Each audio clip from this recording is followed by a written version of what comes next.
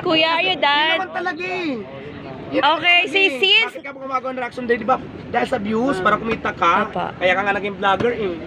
Ilagay mo sa YouTube para kumita ka Okay. talaga, para magkapira Okay. ka, may pangkain ka, may pangkain pa yung mga kung ano man sino man ang umaasa sa iyo. Ganun lang naman eh. Okay. Pero hindi ka affected sa mga No, sinasabi ni hindi ako Tito Mars. affected.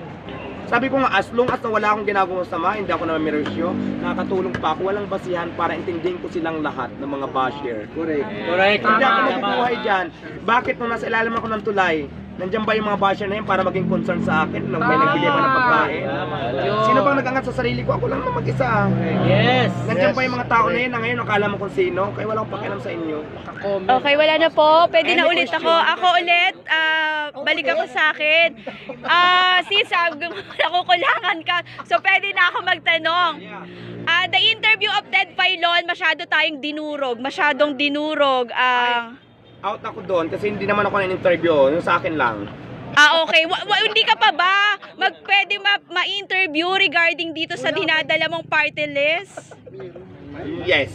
Kasi sa akin, masyado ka na lang dinudurog on your educational attainment. Pero anong masasabi mo? Yes. Para sa kaalaman ng lahat. Yes. Ang vendors party list, pag swinerte, nanalo, 3 set lang.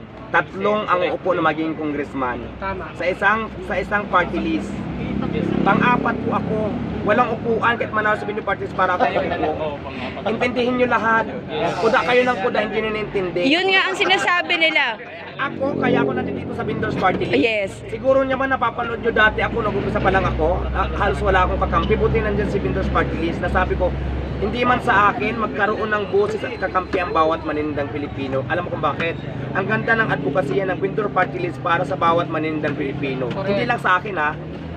Kaya ako sumama sa kanila dahil alam kong matutulungan ang lahat ng maninindang Pilipino para sa kanila. So, on that note na sinasabi mo, are you ready na hindi ka maupo? Hindi naman talaga ako upo eh. Pero tumutulong ako, yes. to promote, to endorse, Yes. na ang ganda Yun na ng lang. advocacy ng vendors party list. Oo. To Fourth promote. nominee ako, nag-file ako ng certificate of candidacy as fourth nominee. Kahit manalo si 3 set kasi ang Yes, yun nga. pinaka-maximum Yun nga yung na kinu-question mananalo. nila. 3 set, 3 lang yung upo. Pang ilan ba ako sa nominee? 4. Oh.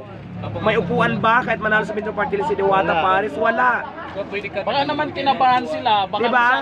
baka sa 3 na yun. Para doon sa mga kuda ng kuda na Yes. hindi mo na inintindi. Kung ano man, may masabi lang. Mga inggitera.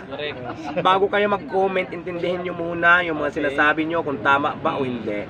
So, I guess naiintindihan naman nila. The thing is, they are concerned, pang-port ka. So, meaning to say, on that note, okay lang sa'yo. You're just Yes, promoting. yes. Okay Yun ako. lang. Okay Yes. lang, wala ako sa nominee. Oo. Hindi ko naman yan hinahangad na nominee. Okay lang wala sa nominee. Basta ako tutulong ako na manalo sa Yes, vendor party list sa abot sa aking Para makakaya. at least, Dahil alam yes, ko, yes. para sa kapakanan to ng bawat maninindang Pilipino, para sa lahat ng vendors.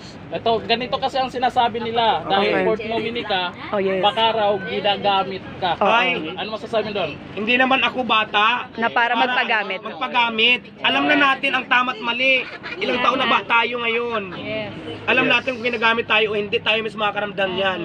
Diba? So, nandito ka to make it clear, just to support the advocacy of the vendor party list. Diba? So, ganun lang. Para let's just educate those bashers na masyado kanilang hinahamak for your educational attainment. Mga inggitero Yes. lang yan. Kasi, imagine mo yung mga nagne-negative comment, tininan ko yung mga profile, may hindi naman successful sa buhay. Exactly. They're hiding their profile. Kasi minsan pag may time ako magbasa tapos to check the profile na nagko-comment ng sobrang negative tapos tinitingnan ko ay mukhang hindi naman successful sa buhay na hindi naman dapat patulan pa natin kasi siya nga mismo hindi nga kaya ang sarili niya sa ibang tao pa kaya. Yes, at least malinaw na. Wala akong pakialam, sabi ko nga, wala akong pakialam kung ano man ang buhay na mayroon ka pero nakikita ko naman sa sitwasyon mo mukhang hindi ka naman successful. Opo. Diba? Tapos pagsasabihan mo ako ng kung ano-ano na isarili mo nga mismo, hindi mo nga maiangat. Diba? Yes. So yun lang yun. Okay. Kaya walang panahon para patulang ko sila. So, walang gamitan Wala. You're just supporting this, the advocacy of Sinabi ko na vendor. yan sa interview Party ko list, nung, yes. Nung nag-file ako ng COC of Certificate of Candidacy sa Comelec na ako mismo ang nag-volunteer na para tumulong to support vendors kasi ang ganda ng advokasya nila para sa bawat manindang Pilipino. Hindi lang sa Pasay, sa buong Pilipinas. If National kasi ang vendors party list. If I read this paradigm, actually they shaken already eh. Sa lahat ng party list right now, nabulaga sila because Diwata is running. Yes, at saka first time kasi Na na magkaroon ng representative ang vendors party list. Yes. First time. Mas maganda naman yon kasi nga may kakampi na ang bawat manindang. May buses na sila, may buses na kami. Kumbaga mayroon na kaming malalapitan. Halimbawa, yun doon mga problema na pwede Tama. natin, ito yung problema na dapat natin bigyan ng pansin, dapat natin tulungan. Halimbawa, kung illegal man sila na nandyan ngayon, Halimbawa, wag kunin yung mga tinda, 'di ba? Ilagay natin sa tama. Nandito si Vitos para tumulong para makipagtulungan. 'Di ba ganun? Oo. 'Di ba? Ganun 'yon. Sino yung tatlong possible na uupo